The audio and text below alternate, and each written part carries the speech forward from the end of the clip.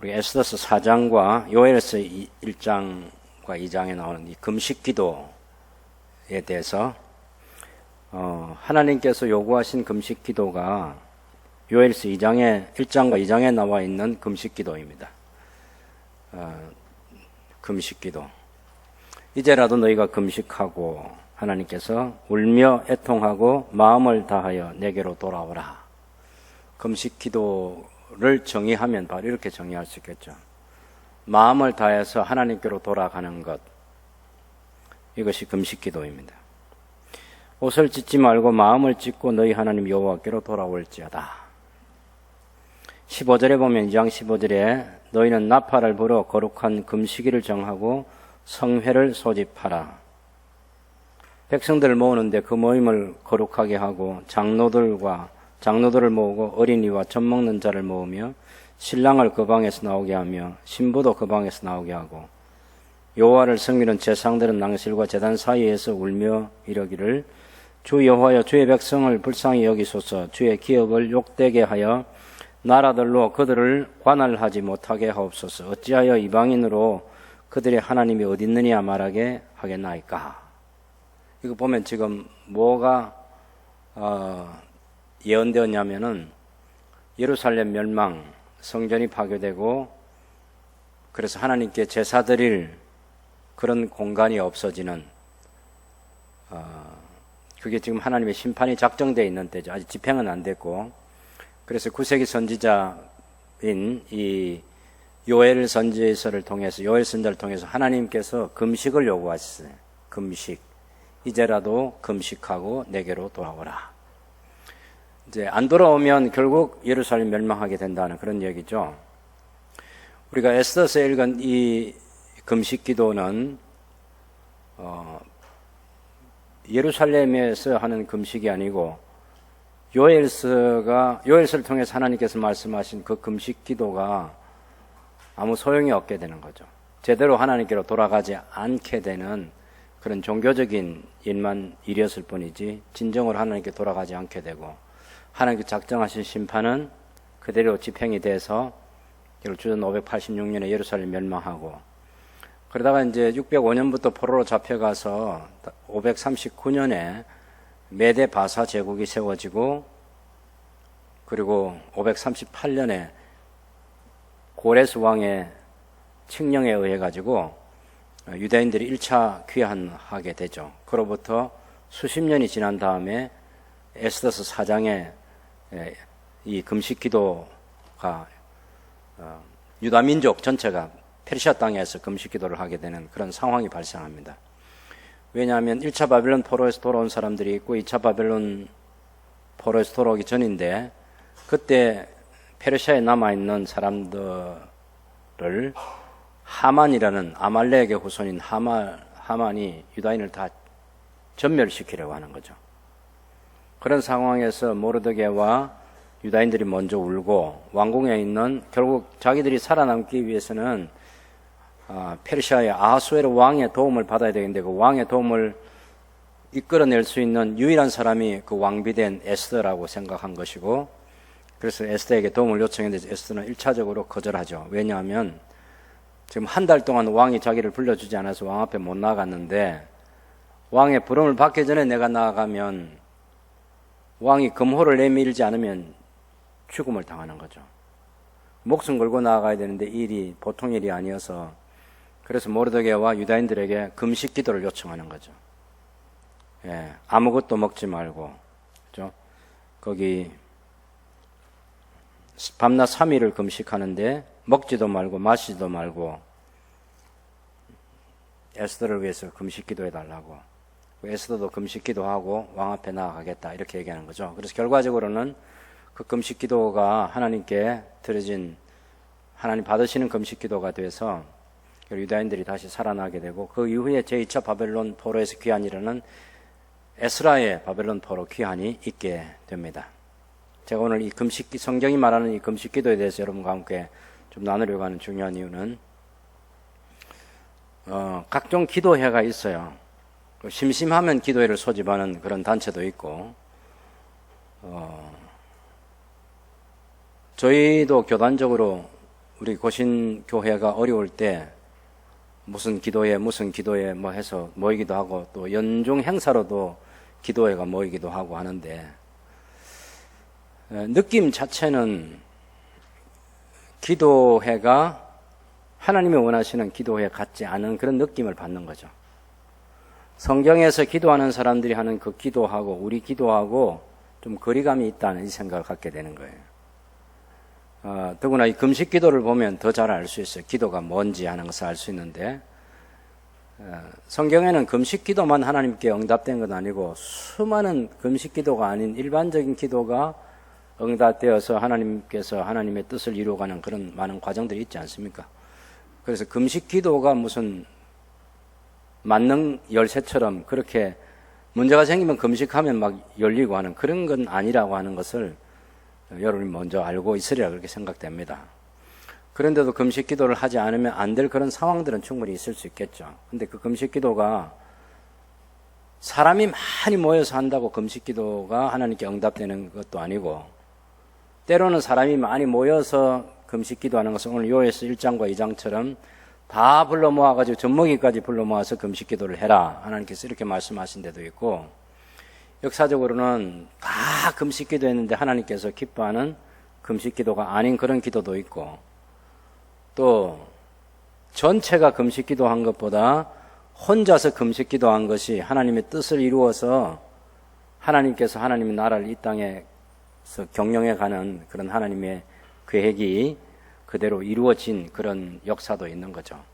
이런 것들을 보면서 우리 전체가 기도에 대한 정리와 함께 이 금식 기도에 대한 성경적으로 금식 기도가 뭐냐, 하나님께 왜 성경이 금식 기도를 우리에게 말하고 있고 또 우리가 금식 기도를 하면 언제 어떻게 해야 되는지 그런 것들을 좀 성경으로 정리하면 좋을 것 같습니다. 그래서 이것도 에스더의 금식 기도를 읽고 여기 한 군데만 끝내버리면 안 되고 또 요엘에서 금식 기도하는데 이게 역사적으로 어떤 관계에 놓여 있는지 그것까지 다 봐야만 제대로 된 금식 기도가 될 수 있는 거죠. 그래서 역사적으로 쭉 한번 생각을 해보면 우선 모세가 금식 기도한 것은 40주야를 금식 기도했잖아요. 그건 하나님 앞에 아예 산에 불려 올라가 가지고 특별한 하나님의 은혜 가운데서 언약의 말씀 돌판을 받기 위해서 올라가서 금식 기도하고 첫 번째 40주야를 했는데 밑에 백성들은 그 우상 숭배를 해가지고 금송아지 숭배를 해서 다시 첫 번째 받았던 돌판이 깨뜨려지고 하나님께서 진노하시고 그것을 풀어드리고 다시 올라갔는데 또 40주야를 또 있게 되죠. 그런 금식 기도는 누구든 흉내 낼 수 있는 그런 금식이 아니고 하나님께서 특별한 은혜 속에서 할 수 있는 그런 금식이라고 할 수 있고 그걸 통해서 하나님께서 하나님의 마음도 보여주고 하나님께서 사람이 사는 것이 입으로 먹을 수 있는 음식으로만 사는 것이 아니라 하나님의 특별한 은혜 가운데서 우리의 생명이 생존할 수 있다는 것, 그런 것도 보여주고 있는 거죠. 흉내 낼 수 있는 그런 금식은 물론 아닌 것을 여러분이 먼저 알고 있으면 되겠습니다.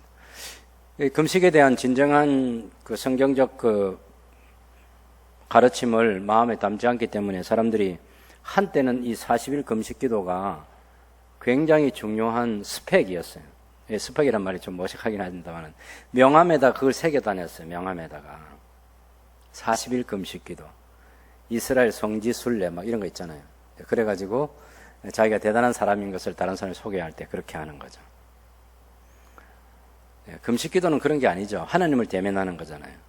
하루를 하든 3일을 하든 또 모세처럼 예수님처럼 40일을 하든 하나님을 대면하는 게 기도라는 것 자체가 하나님을 대면하는 것이고 금식하면 모든 것을 우선해서 하나님께 기도하는 데 집중하는 게 금식이 되는 거죠. 왜냐하면 우리의 가장 강한 욕구가 먹는 거잖아요. 먹는 것을 절제하고 먹는 것을 포기하고 금식한다. 이건 보통 기도가 아닌 거죠. 그런 의미에서 금식 기도는 긍정적인 그런 면이 있다는 것은 분명히 하면서도 금식 기도가 만능 열쇠가 아니라는 것을 역사적으로 쭉 검증해 볼 필요가 있고 하나님께서 정말 기뻐하는 금식이 뭔가 하는 거기까지 우리가 나갈 필요가 있겠습니다. 이 금식기도라는 그 단어가 나오는 데는 어디냐면은 사사기 20장에 보면 이스라엘 그 유대인 레위인의 그 첩윤관과 사망 사건 때문에 12토막을 내가지고 각 지파에게 보내는데, 그리고서는 이제 이스라엘 10지파가 모여가지고 11지파가 모여서 베냐민 지파하고 내전을 벌이게 돼요. 그때 하나님 앞에 기도하기를, 우리가 형제 베냐민과 싸우려 올라가리까 하니까 하나님께서 올라가라 그랬어요. 유다 지파가 올라가고 뭐 그래 올라갔는데 1차, 2차에서 오히려 11지파가 패배하게 되죠. 죽음을 당합니다. 베냐민이 승리하고. 그래도 이건 포기할 수 없는 싸움인데 하나님께서 1차 때도 올라가라고 2차 때도 올라가라 했는데 1차, 2차 때 다 그렇게 죽음을 당했단 말이에요. 3차 싸움을 앞두고 이제 하나님 또 올라가리까 이렇게 물어봅니다. 올라가리까 말리까 물어보니까 하나님께서 올라가라. 이제 내가 내게 베냐민을 넘겨주겠다. 이런 얘기를 합니다. 그때 한 게 금식 기도예요. 근데 사실은 거기에 금식 기도가 무슨 문제 해결의 열쇠가 되어서 하나님께서 3차 싸움에서는 이기게 해주셨다는 게 아니고, 그 당시에 이 내전을 보면 유다 지파를 비롯한 이 11지파의 죽음 당한 숫자하고 베냐민 지파의 죽음 당한 숫자가 비슷하긴 합니다. 왜냐하면 베냐민 지파는 지파 전체 군대 해봐야 얼마 안 되고 이쪽은 한 40만 명 되니까 그렇게 해서 이제 전쟁이 붙은 일이었습니다. 전쟁에 나갈 때 보면 이스라엘 11지파가 40만 명이고 베냐민 지파는 2만 6천 명하고 기본 주민 700명하고 그래서 다 합쳐봐야 얼마 안 되죠. 40만 명과 그런 2만 6,700명 이제 베냐민 지파, 이쪽은 이제 11지파. 그래서 첫 번째 전쟁에서 죽음 당한 사람이 1만 8천 명이었습니다. 1만 8천 명. 아니죠. 첫 번 전쟁에서는 2만 2천 명, 두 번째 전쟁에서 1만 8천 명이 죽습니다. 근데 세 번째 싸움에서는 베냐민 지파 2만 5천 명이 죽고 또 1만 8천 명이 죽고 또 5천 명이 죽고 이렇게 해서 세 번에 걸쳐서 세 번의 장소에서 그런 죽음을 당하고 베냐민 지파 전체가 남자 600만, 장전 600명만 남고 다 죽습니다. 남녀가 다 죽어요. 어린아이들까지 전부 다 죽습니다. 한 지파가 완전히 전멸할 위기에까지 놓이는 거죠.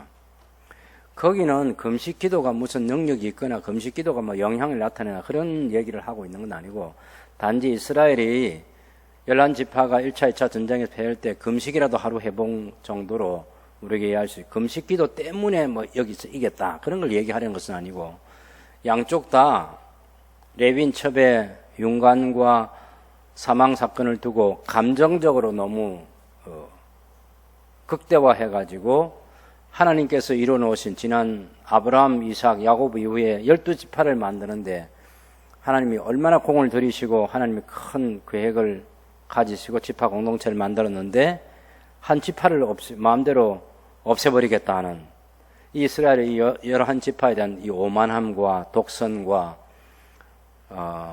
신앙이 잘못된 그런 것들에 대한 하나님의 징계가 1차, 2차 내전에서 패배한 것이고, 베냐민 지파 또한 자기의 동족이라고 해서 기브아 사람들이 잘못했는데 그것을 감싸주고 하는, 그것에 대한 베냐민 지파에 대한 하나님의 징계가 있었다 이렇게 보여지겠죠. 그래서 마침내 이제 한 지파가 이그러질 듯 하니까 아주 뭐 처음에는 우리 딸을 주지 말자 하다가 나중에는 보쌈해가지고 와서 알아서 그렇게 해서 지파를 이루라 하는데, 그런 베냐민 지파가 나중에 이루어져서 다시 그 속에서 이제 장성해가지고 사울이라는 사람이 베냐민 지파 사람으로서 유다 통일 왕국 이스라엘이죠. 이스라엘 왕국의 첫 번째 왕이 되지 않습니까? 어쨌든 하나님께서 그 지파 공동체 12지파를 보존해서 하나님 나라 전체 백성이 되고자 하시는 그런 하나님의 계획이 있는데 그 뜻을 망가지게 만드는 그런 어떤 인간적인 시도도 잘못된 것이다라는 큰 역사적인 교훈을 줍니다. 이스라엘이 제대로 그 금식 기도를 하게 된 데는 언제냐면 사사시대 말기에 블레셋 사람들에 의해서 이스라엘이 압제를 당합니다. 물론 당연히 잘못해서 그렇죠. 하나님께서 하신 징계인데, 그런 징계 때에 이 블레셋 사람들이 계속 이스라엘을 괴롭히는데, 그때에 블레셋 사람의 손에서 이스라엘을 구원하도록 하나님께서 특별히 태어나게 하고, 그리고 장성할 때 성령을 주시고, 그렇게 해서 기대를 가졌던 사람이 삼손이에요, 삼손. 근데 삼손이 20년 동안 사사로 있으면서 블레셋의 손에서 이스라엘을 제대로 구원하지 못합니다. 삼손이 가지고 있는 한계가 있는 거죠. 그 시대에 일으킨 또 다른 한 사람이 누구냐면 사무엘이라는 사람이에요. 사무엘. 이 사무엘이 블레셋 사람의 손에서 이스라엘을 완전히 구원해냅니다. 사무엘은 삼손과 다르게 삼손은 힘으로 블레셋에게서 구원하려는 사람이고, 사무엘은 여러분이 알다시피 이제 그 엘리 대상에게 가서 어릴 때부터 말씀의 교육을 받잖아요. 당연히 성경에 보면 하나님께서 이스라엘 이 언약 공동체를 하나님이 지키시고 보호해주는, 적군들로부터 보호해주는 하나님 방법이 뭐냐면, 너희는 여호와의 말씀을 따라 살면 된다는 거예요. 레위기 26장에 보면 이스라엘이 하나님 말씀에 순종하는 삶을 살면 적군들이 경계도 넘어오지 못하게 하고, 때로는 한 사람이, 때로는 100명이, 우리가 어떤 적군들도 이스라엘을 침략해 들어와서 결코 이길 수 없다는 사실을 레위기를 통해서 보여주셨어요. 레위기 26장 6절에서 9절을 제가 보겠습니다.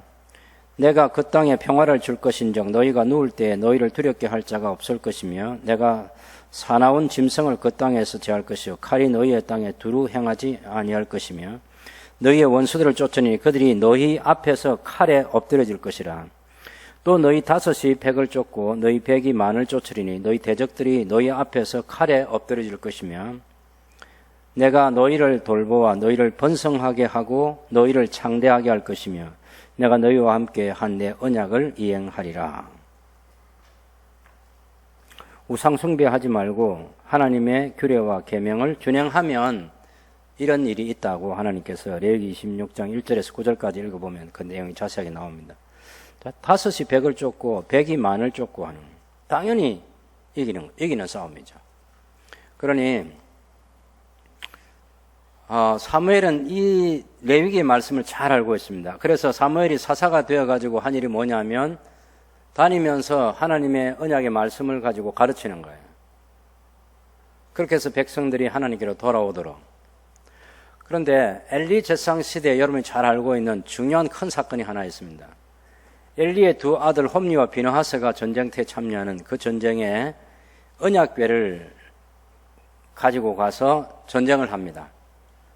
당연히 하나님의 인재가 있는 곳이 언약궤가 있는 곳인데 그러면 이겨야 되잖아요. 그런데 결과는 블레셋 사람들에게 패배했고 언약궤는 빼앗겨서 다곤의 신전으로 옮겨지고 홈리와 비느하스는 당일에 죽고, 그 소식을 들은 아버지 엘리 제상, 두 아들도 죽었지만 자기가 끝까지 대제사장이 지켜야 될 언약궤마저 블레셋에게 빼앗겼다는 소식을 들을 때 넘어져서 목이 부러져가 죽습니다. 그리고 그 며느리 비느하스의 아내죠. 그가 아들을 낳으면서 이카봇하고 하나님의 영광이 떠났다는 아들 이름을 지어주고 그도 죽습니다. 그런 역사적인 중요한 상황이 있죠.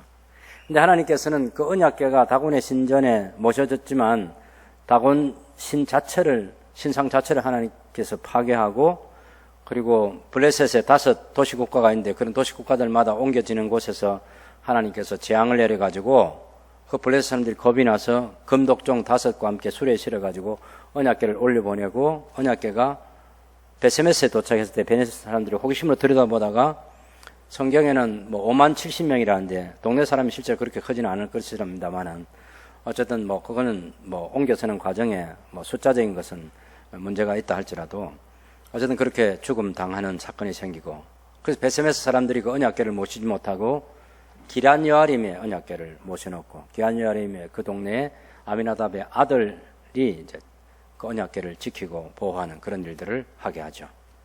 그로부터 20년의 시간이 흘러간 것이 지금 그 사무엘의 시간입니다. 사무엘 상 7장에 보면 그런 20년의 시간이 흘러갈 때 이스라엘이 여호와를 사모하게 됩니다. 블레셋 사람은 압제는 계속되고 있고, 우리가 이렇게 살아서는 안 되지, 우리가 하나님께 돌아가야지, 그래서 하나님께 돌아오려고 마음을 먹습니다. 그때 사무엘이 너희가 하나님께 돌아오려거든 우상을 버리고 여호와만 섬겨야 된다, 그런 신앙적인 회개를 요청하면서 백성들을 불러 모으고 금식 기도를 합니다. 금식, 제대로 된 금식 기도를 하는 거예요. 마음을 찢고 우리가 하나님께로 돌아가야 된다.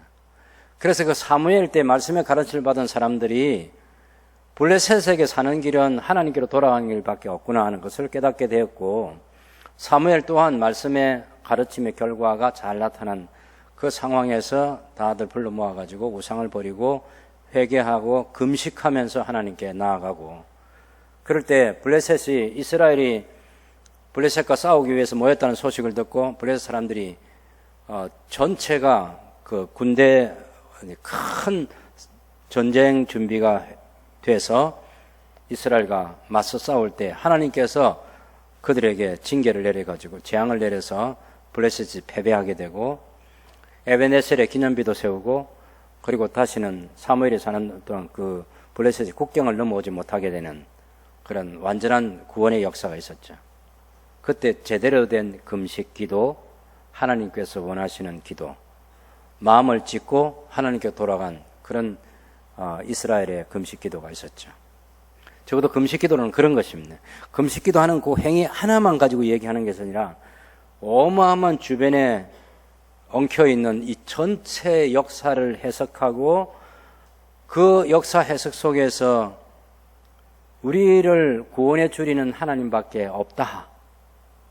그런데 우리 신앙생활이 이게 뭐냐? 엉망이다. 우리 신앙이 잘못됐다. 하나님을 완전히 잊어버린 게 아니죠. 근데 하나님도 섬기고 우상 숭배도 하고, 이거 다 같이 종교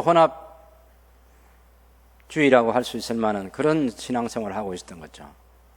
그래서 하나님을 섬길 때는 하나님 섬기고, 가나안 땅 사람들과 같이 살 때는 가나안 땅 사람들이 그런 신을 섬기고 하는.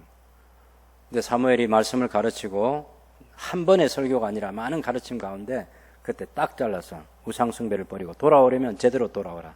그러면 내가 너희를 위해서 기도해 주겠다고.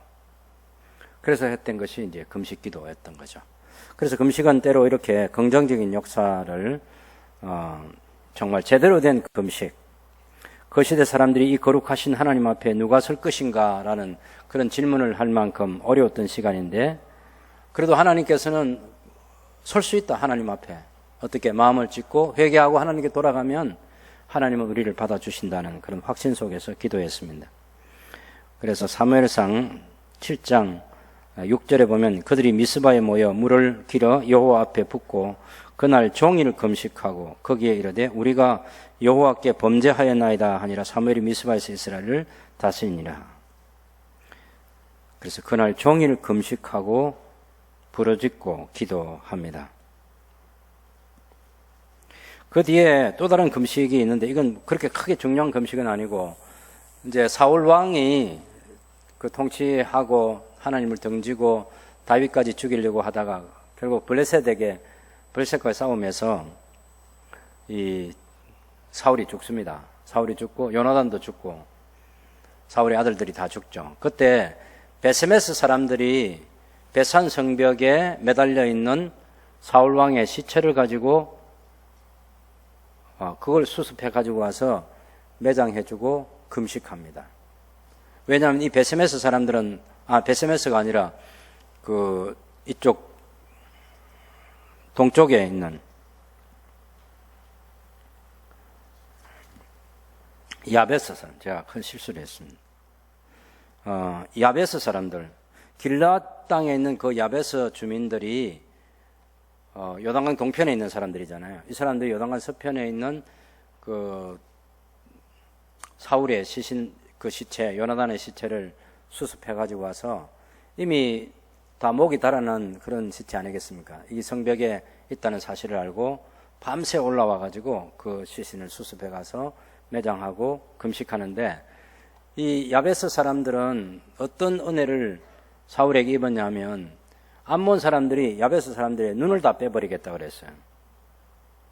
그때 이 야베스 사람들이 사울 왕이 막 왕이 되는 그 무렵에 도움을 요청했고, 성령의 충만한 가운데서 이 사울이 군대를 소집해 가지고 그 암몬과 싸워서 이기죠. 그렇게 해서 야베스 사람들을 구원해 줍니다. 그 사건을 이 수십 년 동안 평생 잊지 않고 야베스 사람들이 기억하고 있다가 자기들이 그렇게 은혜 입은 사람 사울이 그런 전쟁 가운데서 죽음 당하고 그 시신이 매달려 있는 그 참담한 소식을 들으면서 밤새 올라가가지고 시신을 수습해서 매장해주고 슬퍼하는 금식이죠. 그럴 때에는 그 금식도 있고, 다윗도 역시 요나단과 사울의 죽음을 인해서 금식하고 하는, 이런 것은 뭐 하나님께 마음을 찢고 돌아가는 그런 금식 기도와는 다른 그런 사랑하는 이의 그런 죽음에 대한 슬픔의 금식이라고 그렇게 할 수 있겠습니다. 역사적으로 보면 다윗이 또 바세바의 관계 속에서 태어난 그 아들이 병들어 있을 때 죽어갈 때 그때 하나님의 긍휼과 자비를 구하면서 금식하는 그런 금식 기도도 있습니다. 그런가 하면 북이스라엘 역사 가운데서 또 정말 하나님이 기뻐하시는 아주 엉터리 금식이 하나 있어요. 이게 아합 때인데, 아합 왕이 나봇이라는 사람이 포도원을 빼앗고자 했어요. 포도원을 빼앗고자 했는데 그 나봇이 자기 조상들의 기업으로 물려준 이 땅 당신에게 줄 수가 없다. 왕이 내가 그 밭 다른 걸로 내가 바꿔주겠다는데 나봇은 그걸 거절합니다. 집에 돌아와서 막 고민하고 힘들어하는 자기 남편을 보면서 이세벨이 뭐 때문에 그렇게 힘들어하느냐고 그랬더니 나봇의 포도원 갖고 싶은데 나봇이 포도원을 안 준다고. 아이고. 그래가지고 여장부인 이 이세벨이 났습니다. 막 편지를 써서 방백들에게 보내가지고 금식 기도를 선포하고 거짓 정인들 내세워가지고 이 나봇이 하나님을 못 오겠다는 그런 죄목을 만들어가지고 금식을 선포하고 나봇을 죽입니다. 그리고 포도원을 빼앗아서 자기 남편 아합에게 갖다 줘요. 대단하지 않습니까, 여러분? 여자가 말이죠. 자기 남편 성공시키고 남편이 원하는 거 갖다 주려면 그 정도는 할 수 있다는 거죠. 이번에 무슨 표창장 사건 그런 것도 얼마든지 그거 할 수 있는 일이에요, 그게. 예. 우리 가문에 출세시키고 어떻게 하려면 그 정도는 할 수 있어야죠. 여기 그 정도 못하는 착한 사람들이 앉아있어서 참 요만한 위치까지밖에 안 되겠지만, 무서운 사실이에요, 무서운 사실. 이세벨이 한 일을 보면. 아니, 금식은 왜 합니까? 그냥 또 뺏어오면 모르지만은. 아니, 살아있는 사람 포도원 뺏어오면 안 됩니까? 그냥 해도 되죠. 왜 죽이기까지 합니까? 그런 악행에 대해서 하나님께서 하나하나 다 쌓아놓으셨다 나중에 엘리야를 통해 가지고 대단한 징계를 선언합니다. 아합이 어떻게 죽임당하고 이세벨이 어떻게 죽임당할 것인지 하나님께서 엘리야를 통해서 다 전달하게 합니다. 여러분 알고 있는 대로 북이스라엘 전체를 우상숭배의 나라로 만든 사람이 아합 왕이잖아요. 아합 왕이 정치, 외교, 국방 이런 데서는 대단히 뛰어난 왕이에요.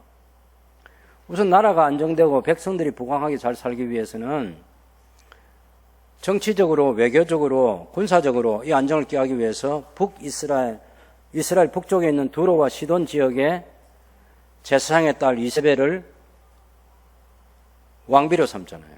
오므리가 물론 한 일이지만. 그리고 그 아합과 이세벨이 또 아합이 한 일은 남쪽의 유다왕 여호사밧과 결혼 동맹을 맺어서 자기 딸을 여호사밧의 아들과 결혼을 시키죠. 그래서 북쪽과도 좋은 관계를 유지하고 남쪽 유다와도 좋은 관계를 유지하고 그렇게 해서 아합이 정치적으로 완전한 그 안정 국가를 만드는데 아합이 성공적으로 하죠.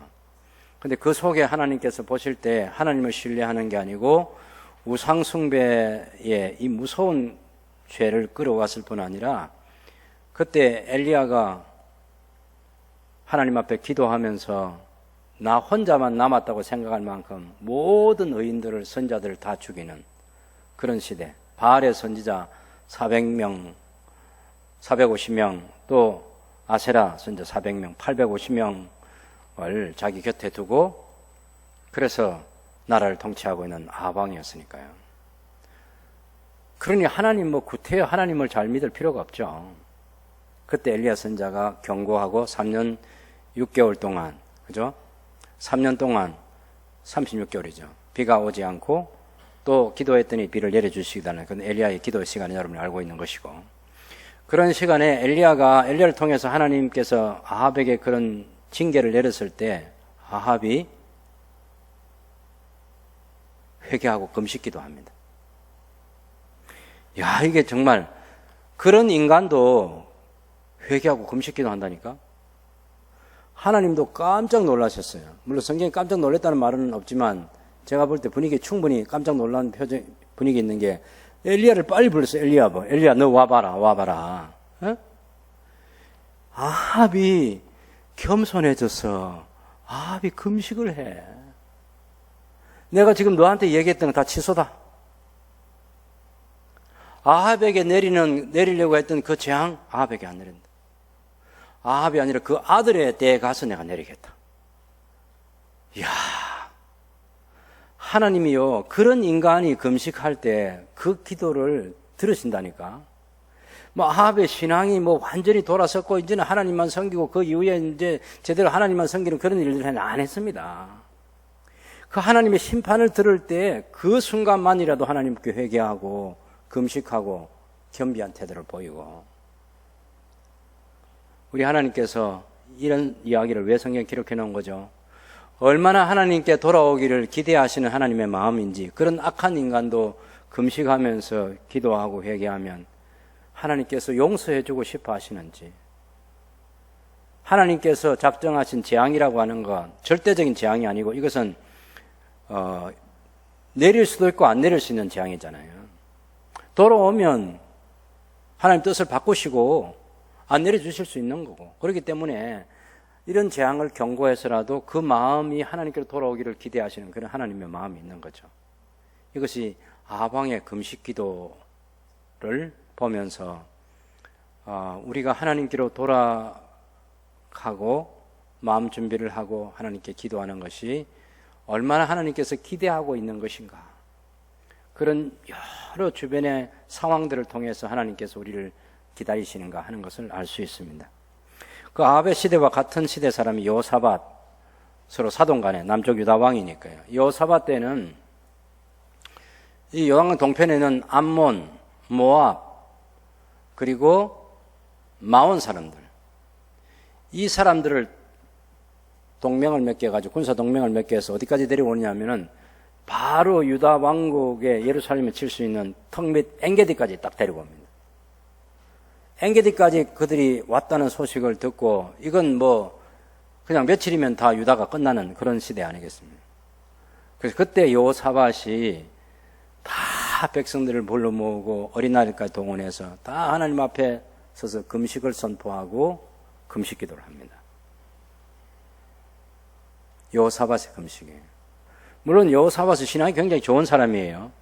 그런데도 자기 아들과 아합의 딸, 이세벨의 딸과 결혼을 시켜가지고 결혼 동맹을 통해서 남쪽 유다 왕국의 군사적인 또 외교적인 정치적인 그런 안정을 가져오려고 했던 왕이 유다인 거예요. 그래서 우리가 어떤 사람이 신앙인이다 하는 그런 꼬리표가 붙어 있어도 온전히 신앙생활을 하는 사람이 많지 않다는 것 또한 우리가 충분히 역사를 통해서 알 수 있는 거예요.